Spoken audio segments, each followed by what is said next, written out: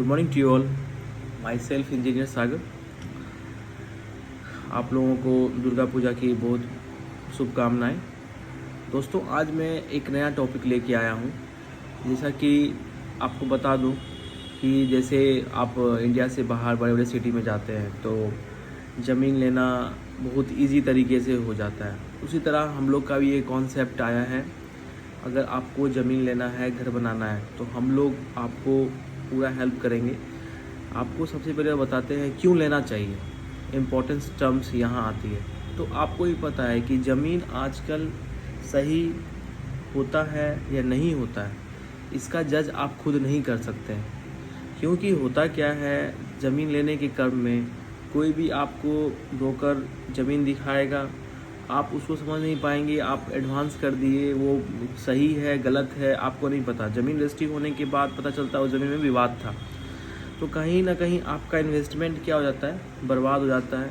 और आप भी सोच पड़ जाते हैं कि जो हमने पैसा लगाया वो भी चला गया। तो आपको बता दें कि हम लोग का जो काम है, लगभग ये रियल एस्टेट से अब ऐड हो रहा है। हम लोग का जो काम है, ज़मीन परचेज कराने से लेके होम लोन से लेके नक्शा पास से लेकर के घर बनाने तक का पूरा सपोर्ट किया जाएगा। आना कहाँ है? धर्मशाला रोड, वार्ड नंबर 11, पूजा स्टूडियो, सुपौल आना है। और अगर आप एलिजिबल होंगे तो बिल्कुल आपको home loan plus land purchase loan दोनों दिया जाएगा। बहुत ही इजी तरीके से, किसी को भी ब्रोकरेज फीस नहीं देना है। डायरेक्टली कांटेक्ट करें, किसी के माध्यम से नहीं, डायरेक्टली खुद ऑफिस में आए, समझे चीज़ों को। अगर आप एलिजिबल होंगे तो बिल्कुल हेल्प किया जाएगा।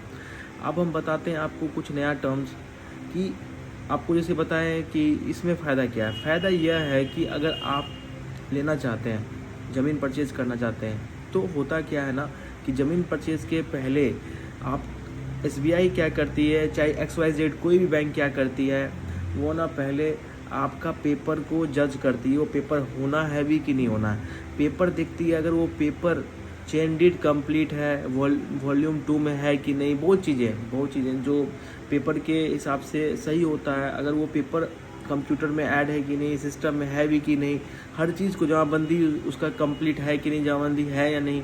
तो ये सब चीज़ से क्या होता है ना, बैंक आपका पहले ही लीगल करवा देती है।